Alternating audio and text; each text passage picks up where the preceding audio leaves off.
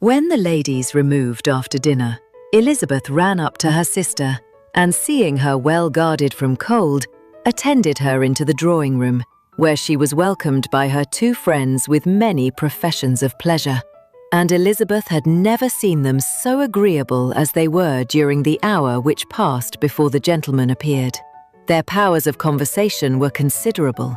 They could describe an entertainment with accuracy, relate an anecdote with humour, and laugh at their acquaintance with spirit. But when the gentleman entered, Jane was no longer the first object. Miss Bingley's eyes were instantly turned towards Darcy, and she had something to say to him before he had advanced many steps. He addressed himself directly to Miss Bennet with a polite congratulation. Mr. First also made her a slight bow and said he was very glad, but diffuseness and warmth remained for Bingley's salutation. He was full of joy and attention. The first half hour was spent in piling up the fire, lest she should suffer from the change of room, and she removed, at his desire, to the other side of the fireplace, that she might be farther from the door. He then sat down by her and talked scarcely to anyone else. Elizabeth, at work in the opposite corner, saw it all with great delight. When tea was over, Mr. First reminded his sister-in-law of the card table, but in vain. She had obtained private intelligence that Mr. Darcy did not wish for cards, and Mr. First soon found even his open petition rejected. She assured him that no one intended to play, and the silence of the whole party on the subject seemed to justify her. Mr. First had, therefore, nothing to do but to stretch himself on one of the sofas and go to sleep. Darcy took up a book. Miss Bingley did the same, and Mrs. First, principally occupied in playing with her bracelets and rings, joined now and then in her brother's conversation with Miss Bennet. Miss Bingley's attention was quite as much engaged in watching Mr. Darcy's progress through his book as in reading her own, and she was perpetually either making some inquiry or looking at his page. She could not win him, however, to any conversation.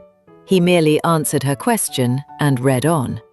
At length, quite exhausted by the attempt to be amused with her own book, which she had only chosen because it was the second volume of his, she gave a great yawn and said, "How pleasant it is to spend an evening in this way. I declare, after all, there is no enjoyment like reading. How much sooner one tires of anything than of a book. When I have a house of my own, I shall be miserable if I have not an excellent library." No one made any reply. She then yawned again, threw aside her book, and cast her eyes round the room in quest of some amusement, when, hearing her brother mentioning a ball to Miss Bearnet, she turned suddenly towards him and said, "By the by, Curls, are you really serious in meditating a dance at Nuzzlefield? I would advise you, before you determine on it, to consult the wishes of the present party. I am much mistaken if there are not some among us to whom a ball would be rather a punishment than a pleasure." If you mean Darcy, he may go to bed, if he chooses, before it begins. But as for the ball, it is quite a settled thing, and as soon as Nichols has made white soup enough, I shall send round my cards. "I should like balls infinitely better if they were carried on in a different manner, but there is something insufferably tedious in the usual process of such a meeting. It would surely be much more rational if conversation instead of dancing made the order of the day." Much more rational, my dear Growly Wine, I dare say, but it would not be near so much like a ball.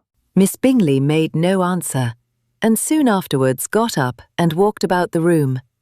Her figure was elegant, and she walked well, but Darcy, at whom it was all aimed, was still inflexibly studious.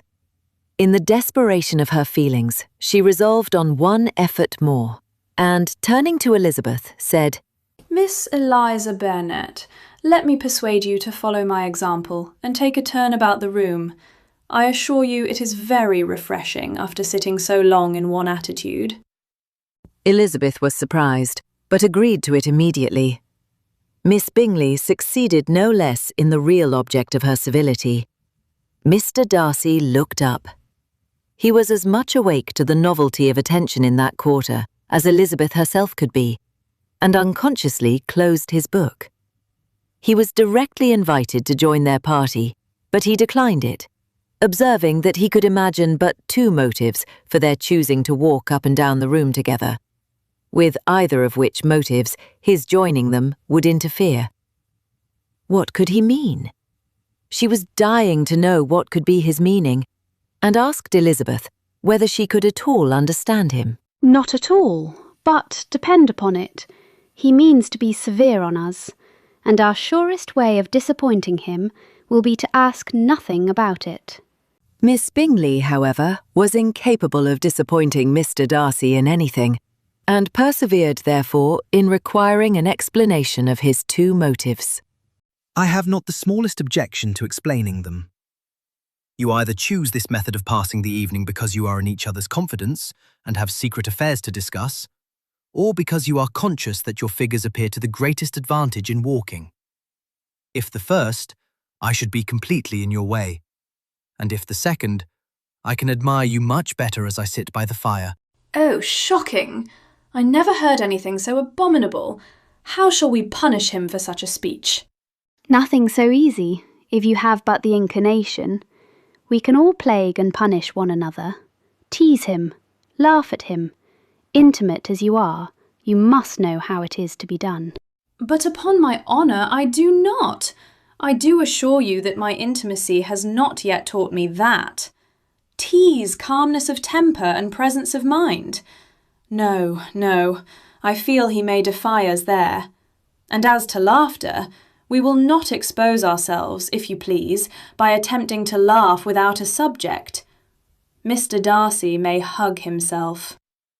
Mr. Darcy is not to be laughed at. That is an uncommon advantage, and uncommon I hope it will continue, for it would be a great loss to me to have many such acquaintance. I dearly love a laugh. Miss Bingley has given me credit for more than can be. The wisest and best of men, nay, the wisest and best of their actions, may be rendered ridiculous by a person whose first object in life is a joke. Certainly there are such people, but I hope I am not one of them. I hope I never ridicule what is wise or good. Follies and nonsense, whims and inconsistencies do divert me, I own, and I laugh at them whenever I can. But these, I suppose, are precisely what you are without. Perhaps that is not possible for anyone, but it has been the study of my life to avoid those weaknesses which often expose a strong understanding to ridicule. Such as vanity and pride? Yes, vanity is a weakness indeed, but pride, where there is a real superiority of mind, pride will be always under good regulation. Elizabeth turned away to hide a smile. Your examination of Mr. Darcy is over, I presume, and pray, what is the result? I am perfectly convinced by it that Mr. Darcy has no defect. He owns it himself, without disguise. No, I have made no such pretension. I have faults enough, but they are not, I hope, of understanding. My temper I dare not vouch for. It is, I believe, too little yielding, certainly too little for the convenience of the world. I cannot forget the follies and vices of others so soon as I ought, nor their offences against myself. My feelings are not puffed about with every attempt to move them. My temper would perhaps be called resentful. My good opinion once lost is lost for ever. That is a failing indeed. Implacable resentment is a shade in a character. But you have chosen your fault well. I really cannot laugh at it. You are safe from me. There is, I believe, in every disposition a tendency to some particular evil, a natural defect, which not even the best education can overcome. And your defect is a propensity to hate everybody. And yours is wilfully to misunderstand them. Do let us have a little music, cried Miss Bingley, tired of a conversation in which she had no share. Louisa, you will not mind my waking Mr. First. Her sister made not the smallest objection, and the pianoforte was opened, and Darcy, after a few moments' recollection, was not sorry for it. He began to feel the danger of paying Elizabeth too much attention.